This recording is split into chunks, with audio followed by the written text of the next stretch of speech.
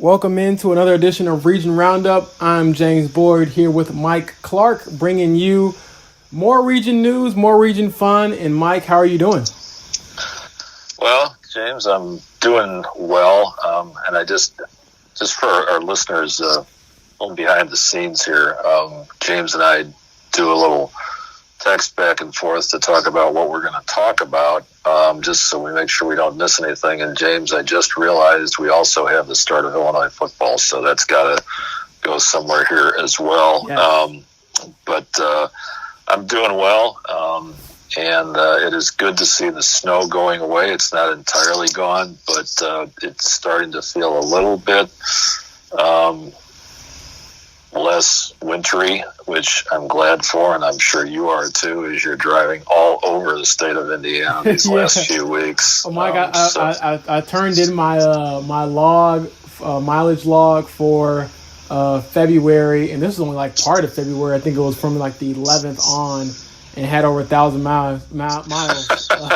Going from place to place. I had to go to Indy twice, and that really racked up the miles, but wouldn't change it for anything. It was pretty fun week, and it's this the time of the year where things get crazy in winter sports, but I enjoy it. Right. And we're going to start out by patting ourselves on the back, patting James on the back in particular. This is a big deal. This just literally came out minutes before we started recording here it's Thursday morning as we record this. Associated Press sports editors released a list of their awards today, and James is on the list twice in our circulation category. I think there's 3 circulation categories. We're in the middle class, Class B. James is receiving awards for projects and also for long-form feature writing, and this is a big deal for listeners who may not know all the background. The Times has a very long history of being honored by APSE, and this is a continuation of that. I mean, this goes back 25 years when we have been winning honors through a variety of staffs, obviously. I guess, and I'm not saying this to pat myself on the back, but I guess I'm the only one left who's part of that link to that earlier era, but which, means, that I'm still around more than anything else. But this is great news again, because it kind of reinforces, we think we're doing a good job, and you always like to be recognized for the work that you do, and especially in this year, as we talk about. I mean, it's the constant theme of the podcast is how different this year has been and how challenged everyone has been. Athletes, coaches, athletic directors, fans, support staff, and the media too.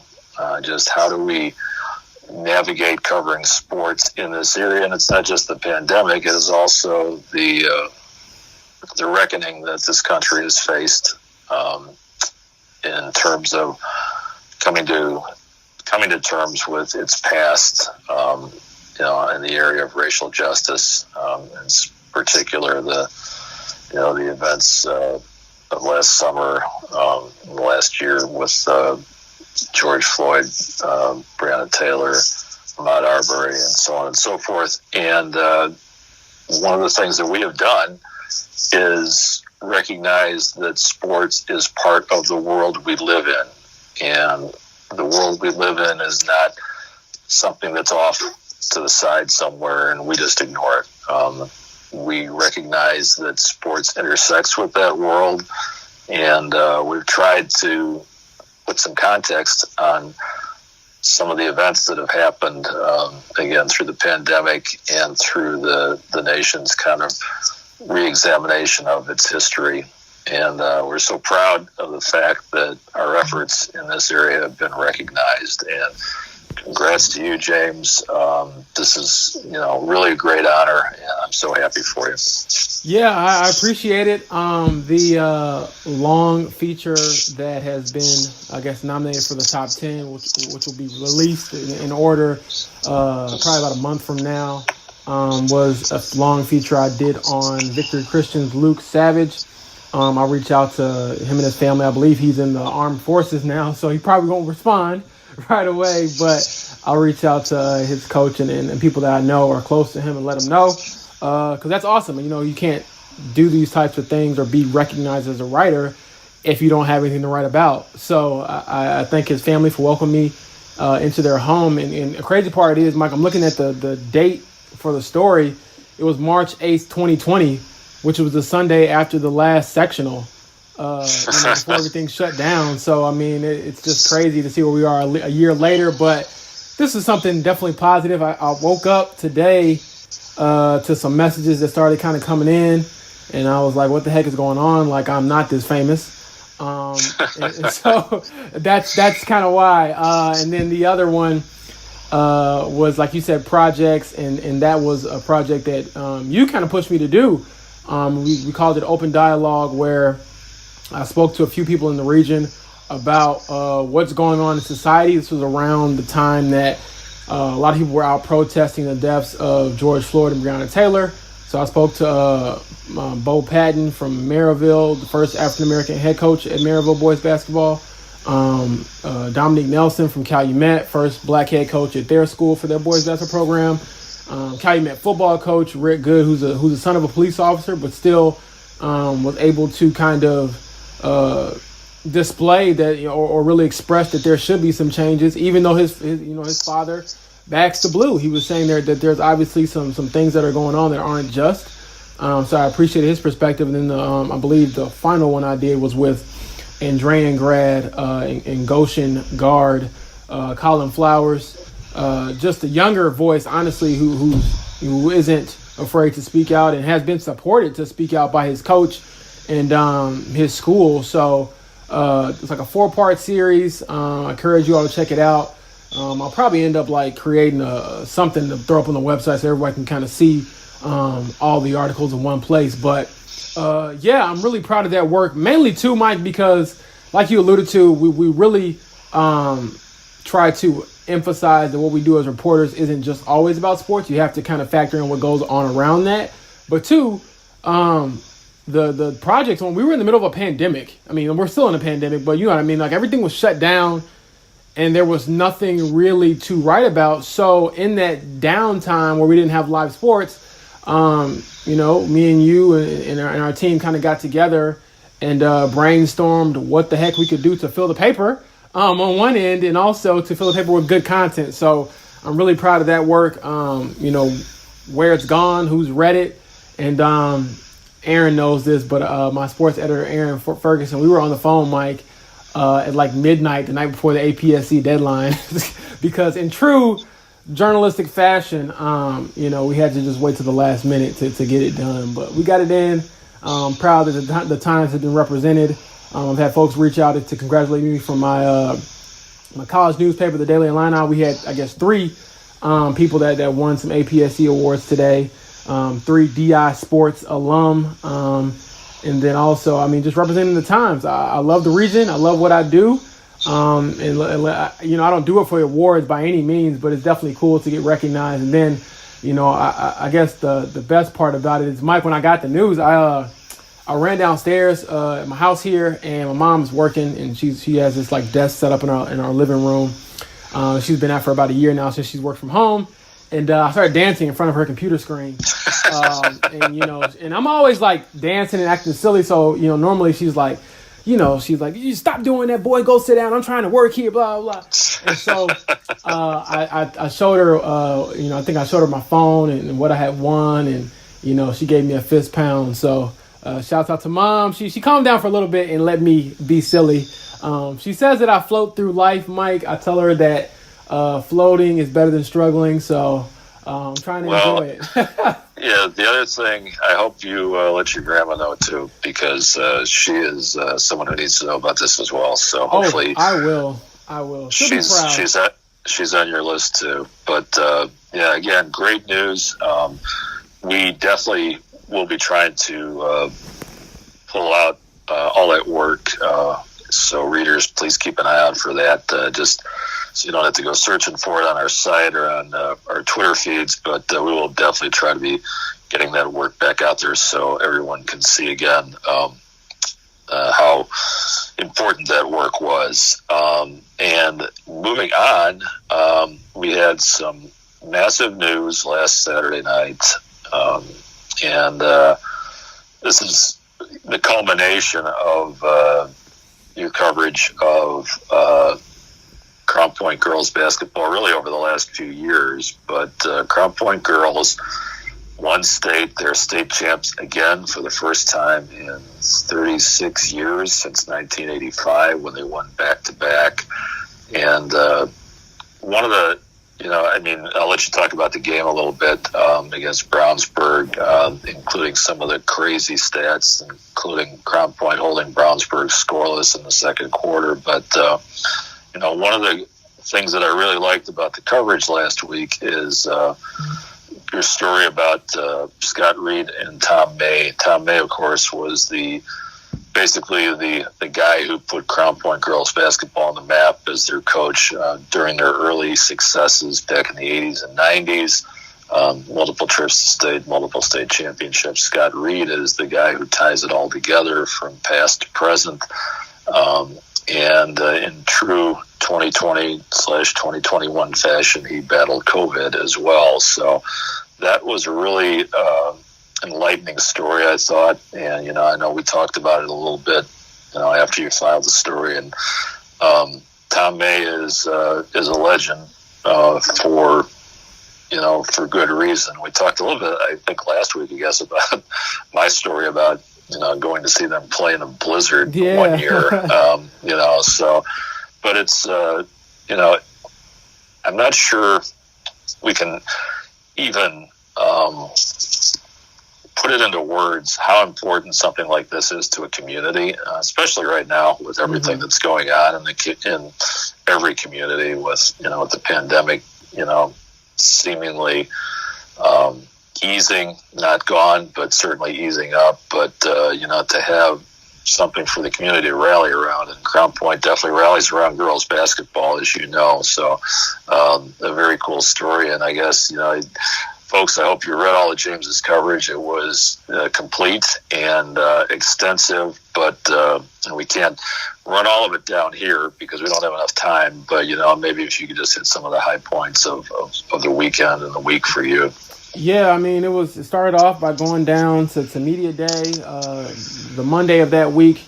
So I was bookend with 2 Indy trips, that week. But it was fun. It started off, the first story I did was about Crown Point's Jessica Carruthers and Brownsburg's Allie Becky, 2 of the state's best guards, and sort of their matchup going into the final. And it lived up to the hype. Allie Becky came out on fire, Mike. First of all, Brownsburg, by all measures, probably shouldn't have been there. They were 8-10 at one point in the season, but they won 9. They won 9 straight to get to the state final. And Allie Becky came out and scored 14 points in the first quarter on 6 of 6 shooting. It was unbelievable.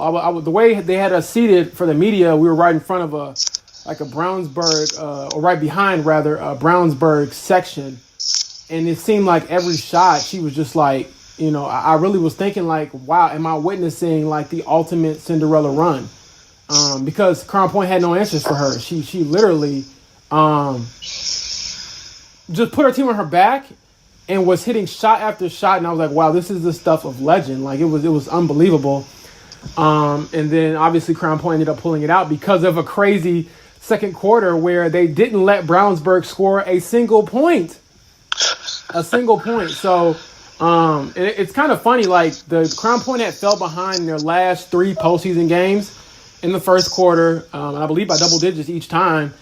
And then it's like they make an adjustment. For example, in the state championship game, instead of I guess playing one-on-one defense against Allie Becky, they started to just kind of blitz her off the screens and just try to get the ball off her hands. And after she gave it up, that's when the game kind of went in Crown Point's favor. But definitely, the 2 guards matchup lived up to the hype. Allie Becky had 19. Carruthers had 25. I was having this conversation with someone earlier this week. I think it was Aaron. And people can debate whatever they would like, but I think even as a junior, there's an argument to be made that Jessica Carruthers is the best player in the state. Now, granted, she has a lot of talent around her. I mean, it helps to have a 6'4" Purdue commit and Lily Stoddard guarding the basket.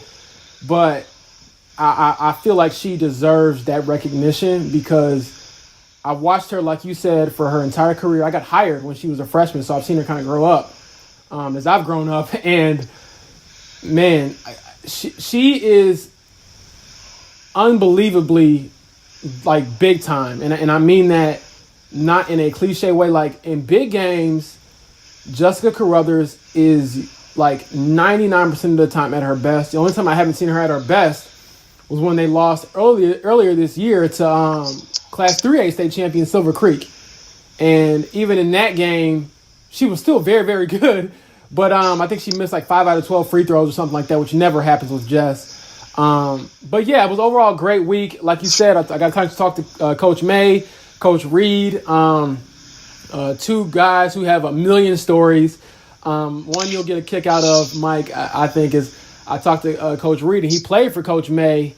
And I said, what was it like playing for him? And then, going on to work with him and coach with him. And he said, Coach May would always yell at me whenever I caught the ball on the outside and I looked to shoot because I couldn't shoot well. So he'd ask me, like, what the hell are you doing? And so he said he didn't shoot much, but then Coach May said Coach Reed made up for it by just running people over and getting the rebound whenever anybody missed. So he's kind of their defensive guru. They still use a lot of defensive principles that Coach May has now, and Reed has kind of bridged that gap between the old Glory Day teams and the team now. But yeah, I can go on and on. Jessica Carruthers, she's a second state champion in her family, joining her older brother Johnny Carruthers, who won one with Andrean 2 years ago, which ironically is the last boys basketball state champion from the region, since we didn't have a state championship last year. And then the last thing I'll say is Jason Willie from the IHSA. He got his start by being a Crown Point statistician back in high school when he attended Crown Point. And all these years later, after basically documenting those first two state championship teams in the 80s, he gets to see the third state championship team years later from a different perspective. So all those stories are on our website. You can check them out. I enjoyed the week, and the craziest part is, Mike, and I'm sure you can relate, when you get to these deep playoff runs, the easiest day is usually like game day. The game is the game, but the stories leading up to it are really fun to do. And like you said, Crown Point was really proud. I mean, at the end of the game, you could hear the "We Are CP" chants pretty loud in Bankers Life Fieldhouse. And the only weird part about it was doing Zoom interviews afterwards. I mean, I had done encore interviews with everyone all year, and then you get to the championship and you can only talk to two players. Normally I probably would have grabbed maybe three, but it is what it is. I understand what's going on, and overall I'm proud of what we did. We had videos, we had photos, we had me writing, tweeting, and we did our best to, basically make it, so that you were there as best you could if you couldn't attend. So overall, great weekend, great season in girls basketball in general. And I'll just say stay tuned for our all area selections and coach of the year and things like that. Yeah, and with girls done, boys playoffs are in full swing, and we had some crazy results already, and it's not even the sectional finals yet. It's not even the sectional semifinals yet. Actually, these are first round games. Valpo Chesterton, we talked about this a little bit last week about how crazy it was for them to be playing the first round, and they kind of lived up to expectations with that game. And also, don't forget about Bowman. Do not sleep on Bowman. They've got the history, and they played a tough schedule this year. They're under 500. We talked about Brownsburg coming from under 500, going all the way to the state finals. I don't know if Bowman's going to go to the state finals, but they came up with a pretty big win this week too. Yeah, we'll start with Valpo and Chesterton. Great game, a true rivalry game, Mike. I mean, every shot you felt like a fan next to you either lived or died. That was kind of the reaction that you got because it was a very tight game. You got some big-time performances from some unlikely guys. I mean, Michael Flynn from Valpo, he's a reserve for them, came off the bench, hit two really big threes in the third quarter when Valpo was down 7 to help him get back in the game. And then Roland Sorick, another role player for them, he had a 4-point play during that run to help them take the lead on Chesterton. And I really thought at that point, I mean, Chesterton was up 7 in the third quarter. They're at home. I thought that they were going to, put some, I thought that distance was going to help them pull out a win. But no, Valpo roared back. And then from that point on, it was back and forth. And Valpo actually stretched the lead out a little bit. And then they had another guy on Chesterton, Tyler Vanderwood. I hope I'm saying that right. He hit 3 threes in the fourth quarter, Mike. And each one, like every time you thought, Valpo's up 4 or 5, then he'd hit a 3. All right, Valpo comes down and scores. He hit another 3. Like, it was just unbelievable, the shot making down the stretch by both teams. And like I said, true rivalry game. Fan sections, people cheering, screaming, yelling. Refs screaming, yelling. Not refs, not the refs, but the coaches. It was a great game. One thing I'll point out is many people thought that was a championship game. It remains to be seen. Obviously, you don't want to disrespect any other teams that are left, like Crown Point, Lowell, Portage, and others. But I mean, that had to be one of the best, opening round games of the tournament in the state, in my opinion. The craziest stat is that Chesterton had won 30 games in a row on their home floor. It's technically not a 30-game home winning streak because they had a few tournament games on their home floor, but more or less that's what it is. And Valpo snapped it, with the 2-point win. So it was crazy. It was truly. I mean, everything you hear about Hoosier hysteria. I thought it lived up to all the cliches and then some. And then, like you said, Bowman. I mean, Bowman. I've seen them play the last 3 years since I've been in the region. They play up or down to their competition. Just speaking honestly, so you never really know what team you're going to get. But they usually get up for the big games. They had a big game yesterday with Andrean and Karan Davis, their all-time leading scorer. He hit a few shots yesterday, Mike, and then turned to the Andrean bench one time and told him, this guy can't guard me. And he wasn't lying, Mike. Like, he wasn't lying. The kid was going off. He had 33. I've seen him play in a lot of games. I've seen him play, score a lot of points in games. I saw him go for 41 earlier this year. But that was the best game I've seen him play because he was efficient, and he trusted his teammates. He gave the ball up when he had to. When it was closing time, he closed the door. He scored 13 points in the fourth quarter. Mike, he hit a 3 from the NBA range with about 2 minutes to go. That was more or less the dagger because it was a 55-53 game. He had a deep 3 to make it 53. And then they were able to gut one out. And after the game, Coach Tyrone Robinson, I feel like whenever I talk to him after a Bowman game, win or loss, it's always like the most dramatic game ever. So he says, he said his players are going to give him a few more gray hairs earlier than usual. But he was pretty happy about the win. And then just to put things in perspective for the Andrean side, this senior class was here when they won their state championship in 2019. And 3 of their top players this year, Deshaun Burnett, Nikki Flesher, and Ben Jones, they were vital parts of that state championship team 2 years ago. So Coach Brad Stengel is pretty emotional, just talking about how much they meant to the program, how sad he's going to be to see him go, and not being able to go on another run, I guess, this year. But more, either way, doesn't take away from what they did 2 years ago, which was pretty incredible. And like I said, Johnny Carruthers was leading the way, Jess's older brother. So it's a lot of full circle moments this week. But I saw two really good ones. And the one thing I want to throw out there too, Bowman's going to play Ileana Christian Friday in a Whiting semifinal. Ileana Christian has a kid, Logan Van Essen, who's a stud. Mike, the kid is 6 foot, and he threw down 3 dunks yesterday. Fast break dunks, and they were all two-handed. And the last one looked legitimately like a Derrick Rose type of dunk. And I've seen him play the last couple of years, and I asked him, I was like, when did you start dunking? Because, he's supposed to be the shooter, and he is. He's a very great shooter. So that's the label on him. So when he, got on fast breaks and just started, throwing them down, and I'm like, what happened? And he told me that over the summer he had a job where he was lifting a bunch of boxes and stuff. His legs got stronger, then he started working on his legs. And now he's this freakishly athletic, leaper. Seriously, I don't think anybody there outside of their program expected him to dunk and repeatedly dunk. I mean, these were not like wide open dunks. The first one was, but the last two, people were chasing him, and I guess he said, come get it.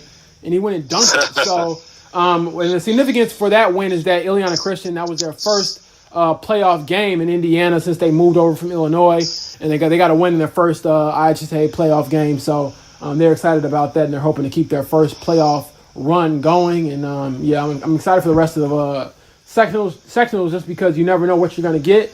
These are the moments where you become a legend at your school, and you'd be able to write your name in history and things like that. So I'm really interested to see also which teams are able to pull out sectional titles that won sectional titles last year, and hopefully I'll be able to, get their perspective next week on, a year later being in the same position you were last year, and then I guess knowing this time that you'll, have a chance to hopefully finish it out, barring any COVID-19 interruptions.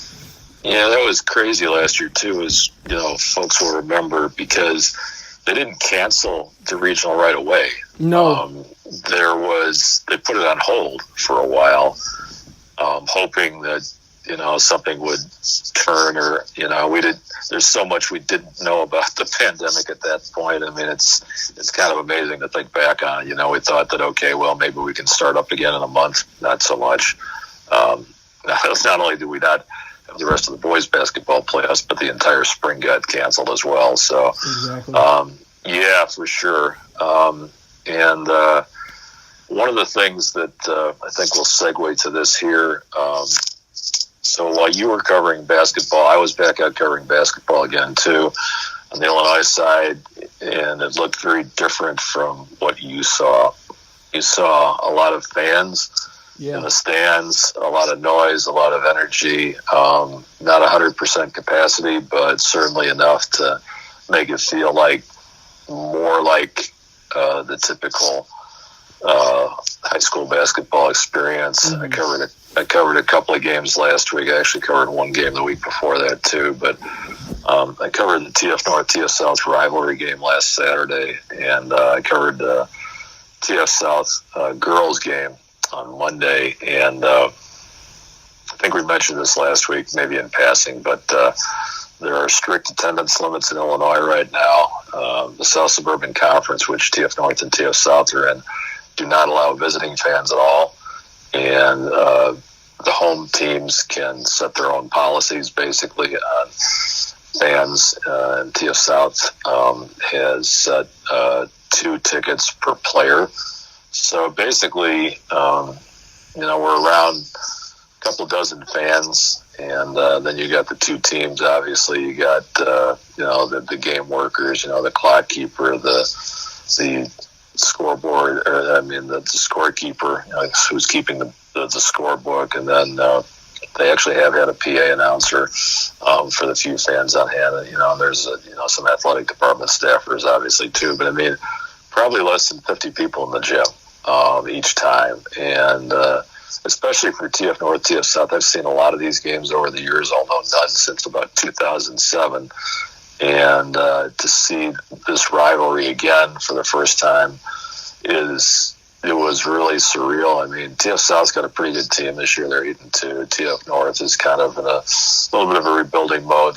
They're not having a great year, but it's always been a great rivalry. 2 district schools, so separated by like 2 miles on Burnham Avenue, basically.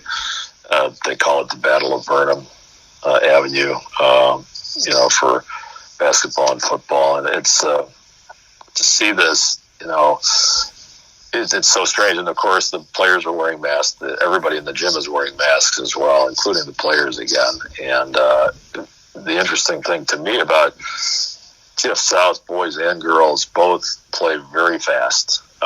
They press a lot. They run up and down the court, and the kids are wearing masks doing it. It kind of reminds me, again, something that I've observed over covering high school sports for a long time. And I think you've seen it too, in your career, it's like kids are very adaptable. Mm-hmm. It's like, kids are much more adaptable than adults are. And the kids are like, well, this is what we got to do. So we want to play basketball. So we're going to wear masks. It's kind of that matter of fact, basically. They're so glad to be playing, and it's going to be a short season. They're only going to be playing 13 games. Actually, and it's going to be over in 2 weeks. So it's actually a little bit more than a week from now when we record this. By the end of next week, the season will be over for Illinois basketball, except for the public league, which is going on another week. They got a allowance from the state of Illinois, or from the IHSA. But yeah, it's just so crazy. And but the thing that, again, strikes me, everybody is so happy to be playing. Mm-hmm. Even a 13-game schedule that's over in a few weeks, even wearing masks, even with no fans in the stands, everybody wants to play sports, and that's kind of the message that, we try to get out there, too, in our coverage, is that we try to portray that experience and what it means. And I know that, you've talked to a lot of kids. That was actually another one of our series that we did, extended spring break, about the kids who suddenly had nothing to do last spring. So now most of those kids are back in action again in various sports. And, again, to see kids just basically being happy playing games is, we're not back to normal, but that,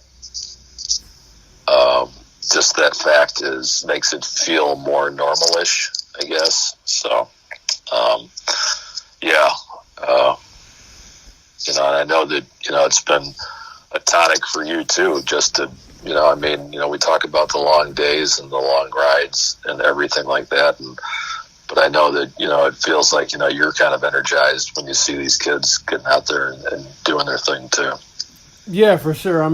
That's what it's about. That's what kind of keeps you grounded. The goal myself personally that I have is always to meet their effort with my same effort in reporting. So if they're going to go out there with masks on, like you said, and run up and down and give everything they have to try to win a game in a season where they don't even have like a postseason. I think that we should do that. We should do our due diligence, and I think we have, and we'll continue to do so. And I also saw via your Twitter feed that you were out at a football practice.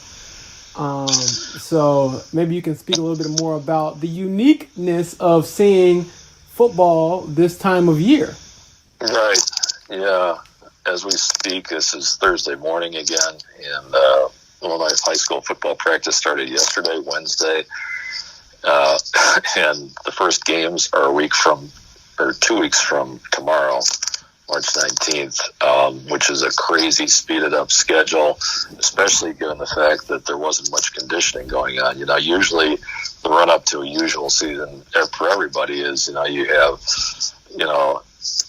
athletes, if they're not playing spring sports, they're out, they're doing some conditioning work, and then in the summertime you have contact days, and then you have a little bit of a break, and then you start real practice, and there's more of it than leading up to the first game of the season. Well, now everything is going 0 to 100, and there's a story that was in Wednesday's paper. Check out our website, my Twitter feed, about Isaiah Lewis, who is the returning starting quarterback for TS South, which made the Illinois Class 7A playoffs in 2019, and he is also one of the key players for the TS South boys basketball team that I mentioned is off to an 8-2 start.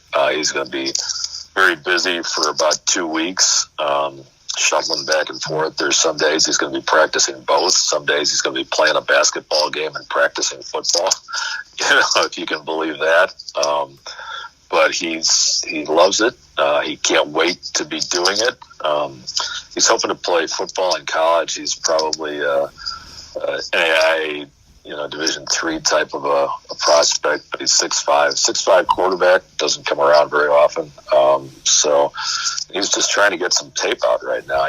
Nobody's seen him play a football game since November of 2019. So, he's really eager to get out there to do, again, to show what he's, been able to build up his game to, over the last, 16 months or so, something like that. So yeah, it's going to be fun to see how that works out. Again, that's a short season as well, 6 games, no playoffs. Because then Illinois goes to baseball and track, and also wrestling got pushed all the way back to the spring as well, as they tried to make sure that every sport could have some kind of competition in this pandemic year, and then we'll hopefully get back to normal next school year and get back to the usual schedule. So yeah, that was interesting to get out there, it's there's so many things we've seen that we never thought we would see, that we never seen before, and we'll never see again. So you're going to be around for a lot longer than I am in this business, James, at this point. But I'm guessing that years down the line, you're going to be telling stories about. Let me tell you about what happened in 2020. So. And what's funny is I really feel like I won't have to embellish anything. Like our lives changed, like pretty much in a 2-week span. Seriously, we've got to the point now, Mike, where like I was watching a show with my mom, This Is Us, and they're like the shows are catching up to the pandemic. Like they're like in the shows I'm watching with my mom whenever I can, like they're talking about the onset of the coronavirus pandemic. And in one of the shows, it was saying like, hey, we had to shut down for 2 weeks, and I'm thinking in the back of my head like, narrator, like it was more than 2 weeks. Like, so it's kind of it's eerie to see that it's catching up. Our lives are basically being written about now in media and in movies and even in shows and stuff. So, I won't have to embellish anything. It's definitely been an interesting time. But, hey, I'm just excited that the vaccines are continuing to be rolling out. The numbers are continuing to go down. And I'm hoping that, we never have to go through something like this again for quite some time. So. Positive things, it's trending in the right direction, and I hope that people can just continue to do the right things so we can continue to, trend in the right direction. Yeah, and, this isn't on our list, so I'm going to do a little bit of an ad-lib here, but it's not going to be too long before you were talking to Coach Fishker over at Andrean, who is the defending champs. They won it in 2019. There wasn't a season last year, so they're still the defending champs in 2021. And there's a few sophomores on that team, I think, who are back this year. So that'll be a fun storyline to follow too. I don't want to get too far ahead of myself because we're still, we still got a lot of basketball to play, but baseball is right around the corner. So There we go. And kind of a segue there. I was able to do a couple of stories this week. I guess because I'm the old guy on the staff, I'm kind of the historian now. And a couple of things coming up, or like actually not coming up, but one thing coming up is the Hammond Sports Hall of Fame virtual induction ceremony. It is virtual, like almost every ceremony that's still going on this year that wasn't canceled. It's the 35th annual, and I talked to Wes Lukosius, who is a former Times sports writer, actually former communications chief over at what was then Purdue Calumet, is now Purdue Northwest. He's the steering committee chair for the Hammond Sports Hall of Fame, and Wes told me that they usually start thinking about this and planning it in October, and at that point they didn't know, number one, if they were going to do it, but they did know if they were going to do it, it wasn't going to look the same. And so basically what they did is they have a 6-person induction class, which is kind of standard for them, and they put together a pre-recorded video that is going to launch on the Hammond Sports Hall of Fame website and on YouTube on March 9th, which I guess is next Tuesday. And there are 3 living and 3 inductees who have passed away. And the living inductees all filmed a short video for this, and they have representatives of the families of the folks who have passed away. But It's going to be an interesting thing. I just want to run down the class real quick. There are two professional baseball players. Mike Coles from Hammond High. He was a three-sports star there and a really good football player in particular, but he wound up playing 8 years minor league baseball in independent leagues, including a couple of stints with the Railcats. Trent Howard from Clark, who will go down as one of the great athletes in Clark history, certainly in Clark baseball history. He played at Central Michigan, achieved some success there, and he wound up playing 3 years in the Baltimore Orioles organization. And then the other inductees, David Pierce, who was a three-sport athlete at Morton, football, wrestling, track, wound up wrestling at Purdue and qualifying for the NCAAs 3 times. Robert Hack, football, basketball, baseball star at Gavitt, who won 700 games in 38 seasons, was a high school basketball coach in Texas and New Mexico. John Novelich, who was a football and basketball star at Hammond High, played a little bit of minor league baseball, and then spent a lot of time after his playing career as a coach and administrator and youth, of course, sports coach and administrator at Hammond. And finally, Larry O'Bannon, who was another successful basketball player at Hammond High back in the 60s. So that's the class. Again, it's good to see this tradition carrying on. And, for those folks, this week, actually, of course, the 3A sectional is at the Civic Center. And it might be worth getting there a little bit early. The Civic Center is actually the home to the Hammond Sports Hall of Fame, which makes sense because it's kind of, ground zero for Hammond high school sports for sure. And they've got a great display there.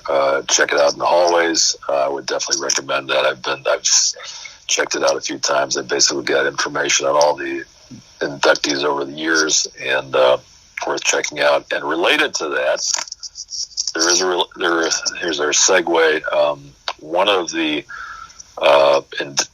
past inductees in the 1957 Times Male Athlete of the Year, Irv Cross, passed away on Sunday.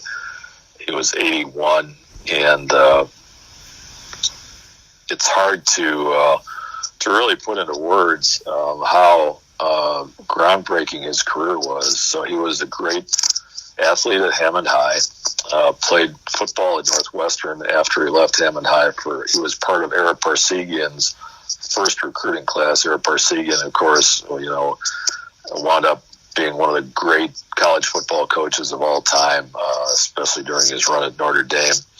Irv played in the NFL after that for the Eagles and the Rams, and if that had been it, he was a Pro Bowler twice. He would have had a great career if that had been the end of it. But it was only the beginning, because he was hired by CBS. He was an assistant coach for the Eagles 1 year after he retired as a player.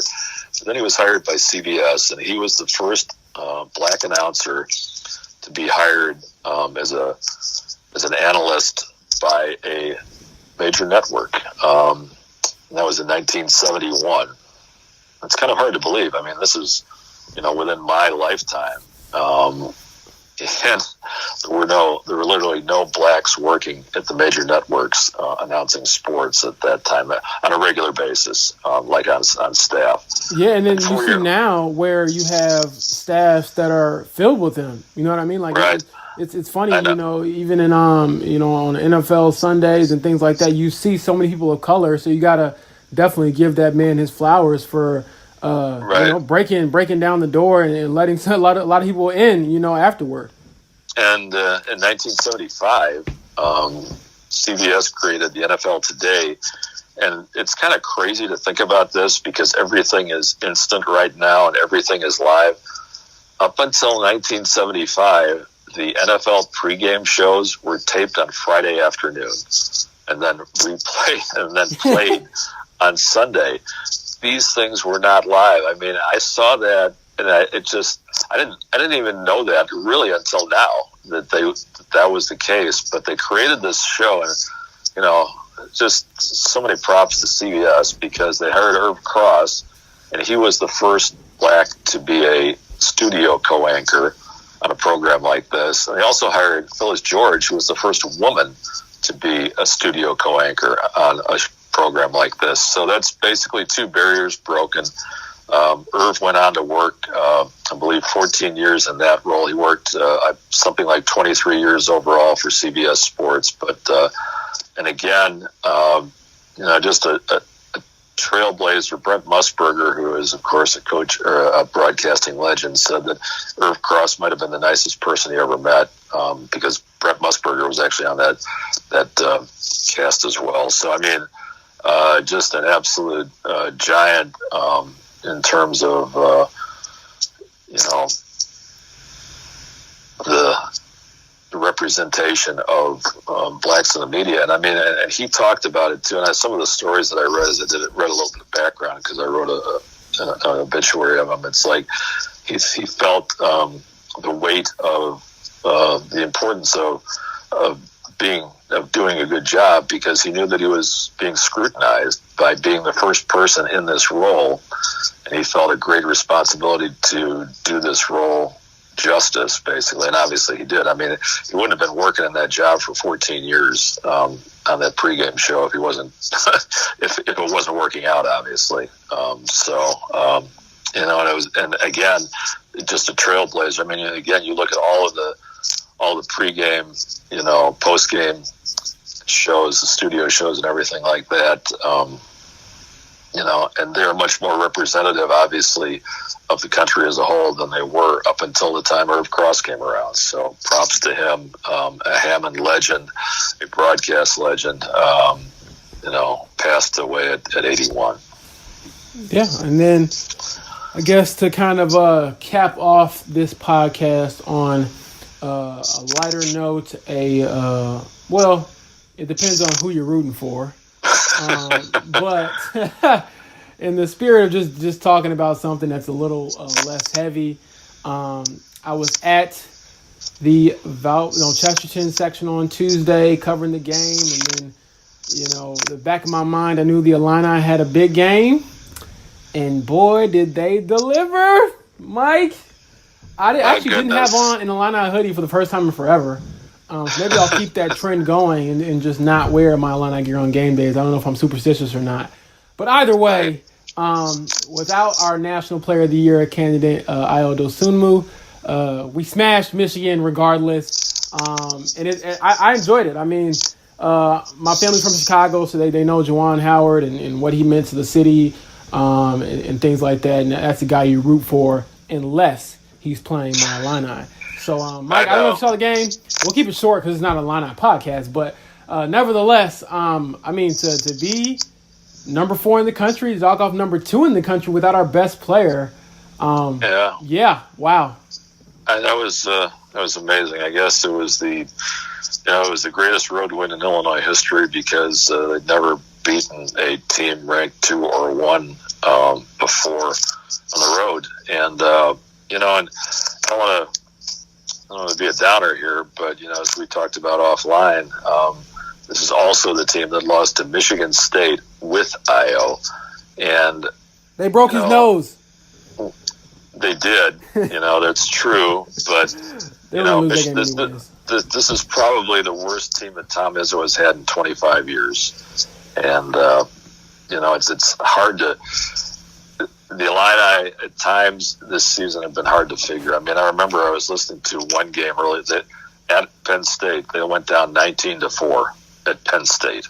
I mean, come on. It's like, Mike, we got to enjoy this, man. We got to enjoy this because I can't. I want to enjoy it, but as I told you, the game that I'm really worried about, and I don't know, I shouldn't even be saying this probably, but I'm going to say it. It's like the second game NCAA tournament. They're going to be a number 1 seed, no doubt about it. Second game, they're going to play an 8 or 9 seed, and that's the game that I'm kind of worried about, because that 8 or 9 seed is going to be a decent team, obviously. They're going to be whatever, top 35 team in the country, so they just need to make sure that they take care of business, because we're going to the Final Four, and I'm hoping. I want to be there. It's going to be in Indiana too. It's like, it's going to be right down the street from us, basically. So that's going to be kind of crazy. And also, I guess not to. All right. Well, I'm gonna go there. It's going to be strange to see Indiana hosting the entire NCAA tournament and Indiana not being in the NCAA tournament again. Would this be the 5th or 6th straight year? So I know there's a lot of Hoosier fans that are really unhappy with the way things are going, but shout out to Purdue. Matt Painter's got his very young team playing pretty well, so there will be Indiana representation, but it doesn't look like the Hoosiers are going to make it. Doesn't look like the Irish are going to make it unless they make some kind of miracle run in the ACC. But it could be just Purdue repping the state of Indiana in the NCAA tournament, along with our Illini. There you go. And on that note, we'll sign off a longer podcast this week. We had a lot of things to cover. Thank you all for supporting us. And like I said at the beginning of the podcast, with the awards, none of this stuff is possible without you all opening up your lives to us, reading our work, sharing our work, and supporting us. So if you like what you see, you like what you read, make sure you subscribe to our newspaper and support local journalism. We'll check in with you all next time.